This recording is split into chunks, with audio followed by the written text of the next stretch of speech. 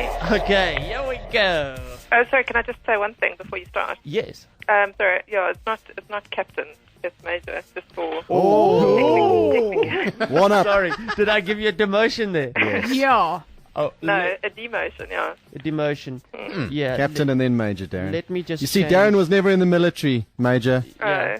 No, well, he'll have to go and sort How long have you been in the Mach? the Mach.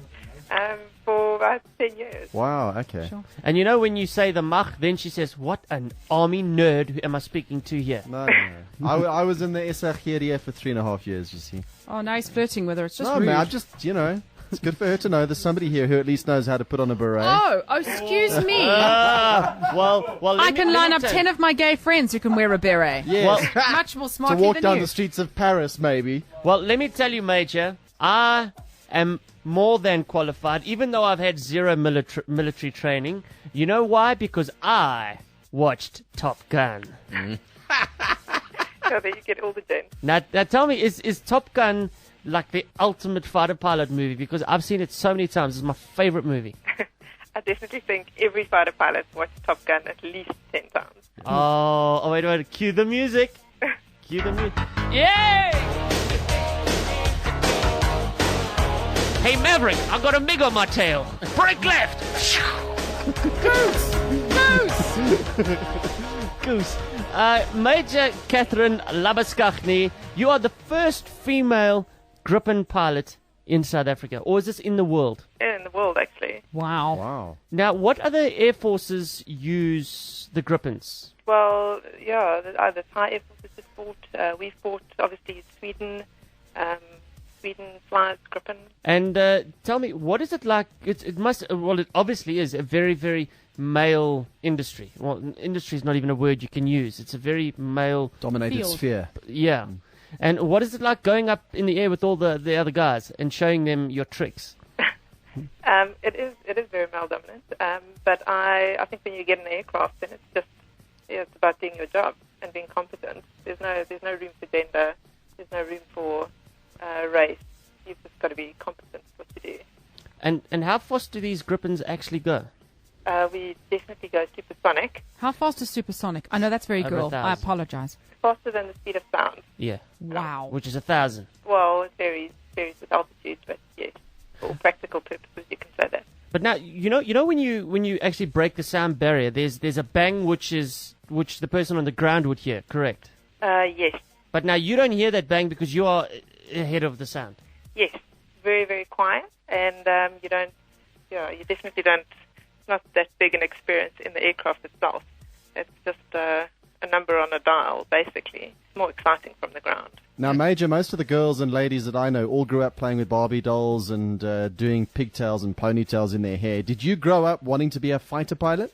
From high school days, I wanted to fly, yes, and joined the Air Force straight after school. So, yeah, I think it started from a fairly early age. The Gripen as a plane, as a fighter plane, how do you think it would cope against the likes of the Eurofighter, which the Brits use, and the MiGs and the Mirages on the American side?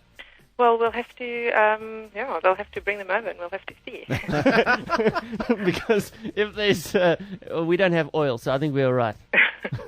In all those air shows where you see the Red Arrows and the Blue Angels, did you guys participate in those sort of things? Because, I mean, honestly, are we ever going to be in a war situation? I mean, obviously you can't tell, but I mean, it's not like Swaziland are banging down our door, are they? Well, there's a big difference between an air show and putting the aircraft to use for what it's designed for. Mm. But we've got the African Aerospace and Defence display that was in Cape Town recently, and that's where our involvement is basically from a flying point of view with regards to international air shows. Now, as a fighter pilot, obviously you would love to see some action. Well, there's a bit of mixed emotion there, I think, because we obviously trained for that, and we're more than willing to go and to do it and to exercise our skills. But for all practical purposes, we hope we don't go there. I must tell you, I am in awe of you. I absolutely am. I'm a plane spotter. I love planes. I love everything about fighter planes. I mean, as I said, I've watched that movie Top Gun so many times. Do you have a code name that you have? Because come on, don't banish the dream of mine. Because I believe that every good fighter pilot should have like a Maverick, a Goose, A call sign. A call Yes. sign. Iceman. Yes. Yes, I do. We all do. We operate with call signs when we fly. And yours? What's yours? Siren. Siren. That's sexy. Woo, woo, woo, woo. Here comes the major. in a sort of action situation, if it ever does come to that, and you are chasing down somebody from Swaziland Air in their hang glider, because I believe that's what the Air Force is a bunch of hang gliders, and you have to shoot somebody down. Would you then go, you got shot down by a girl? I'm not even going to answer that. Yeah, quite right. The Breakfast Express. 94.7 Highveld Stereo. Do you have a family? Because I was just thinking my son would think it was so much cooler to be your son. I don't have any kids, no. Imagine saying that. Hey, Darren, what does your mom do? My mom, well, she works in a bank, and my mom works in a tuck shop, and my mom is the world's first Gripen fighter pilot. Oh, wow. So what is a normal day for you guys? Do you guys up in the air every single day, training, doing routines? More or less, yes. We fly just about every day, maybe 3 to 4 times a week. And other than that, there's a lot of admin to do, a lot of paperwork. We're not in the air, we might be in the simulator. Quite busy, actually. And there's obviously lots of briefing and debriefing before and after a flight. And Major, it's a far cry from the Harvard that we all grew up looking at when it came over the skies, and I think you'd hear it long before you ever saw it. You've been in the Air Force 10 years, so did you start off on an aircraft like that and then work your way up? Obviously, you don't just jump into a Gripen and away you go. What have you flown?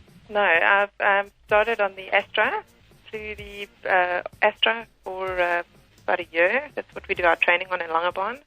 And from there I went on to 41 Squadron at Waterkloof, and I flew transport aircraft for 3 years. And then I went over to 85 Combat Flying School and continued with my training on the Impala. Yeah, the Impala got phased out. And from there I went over to fly the Hawk Mark 120, same aircraft as what the Red Arrows fly. Mm-hmm.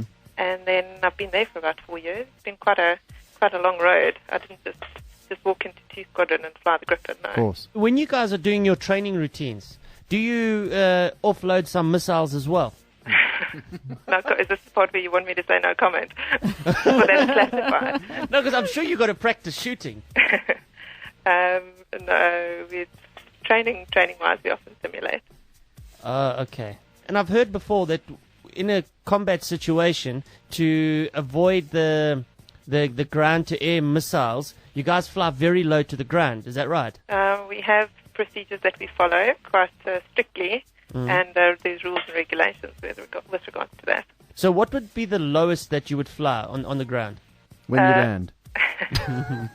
No, you'll see why. You'll see why I'm asking this question, because if you're flying at say 1,000 feet and you are going at say 1,200 kilometers an hour ground speed, your reaction time has got to be so quick. There is a bit of rapid reaction time required. Are you kind of working 3 or 4 seconds ahead of time? Well, yeah. Well, Wow. say so, yeah. And how many G's can your body pull? We are restricted to about 9. To 9. Yes, that's what we train for, but yes. And I know you get a G suit, but does it help wearing a G string? Beautiful. That's No, I'll have to respectful. ask around. And tell me I've lost my train of thought because I'm getting the mental picture Yeah, now. exactly. It's busy downloading, and sorry, I'm on dial-up. I'm not on broadband, so it's taking a while. And to which the last thing you want is any woman wriggling around on a chair trying to get that strip out of when she's about to shoot a missile. Have you ever ejected, Major? No, I haven't. Major, I've got so many questions I'd love to ask you, but I know you have to go. But before you do go, you know what, guys? And I want you to just bear with us here, Major, because I feel a bit of a song coming on. Yeah? I feel a song. 3, 2, 1. Hit it, Bongs. You never close your eyes anymore when I kiss your lips. And there's no tenderness like before in your fingertips. You're trying hard not to show it, baby. But baby, oh, you've lost that love and feeling. Whoa, that You lost that loving feeling, now it's gone, gone, gone. Whoa, whoa, whoa. Boom, boom. Boom, boom. Boom, boom, boom, boom. I think she's gone. She's silent. She's ejected. And I'm definitely silent. You shouldn't use that as a pickup line. You know what? It worked for Maverick. Major Catherine Labuschagne, thank you so much for your time. We are in awe of what you do up in the sky, protecting us if the need be. You are just fantastic. That's all I can say. I wish I could do. It was my dream to do what you do, but unfortunately, I suffer from asthma. So listen, good luck up there if the situation ever arises that you need to hit a combat situation. And I'm so glad that there is a lady in the male, you know what I mean. Field. The male field. Thank you. Cool, Major. Have a good day.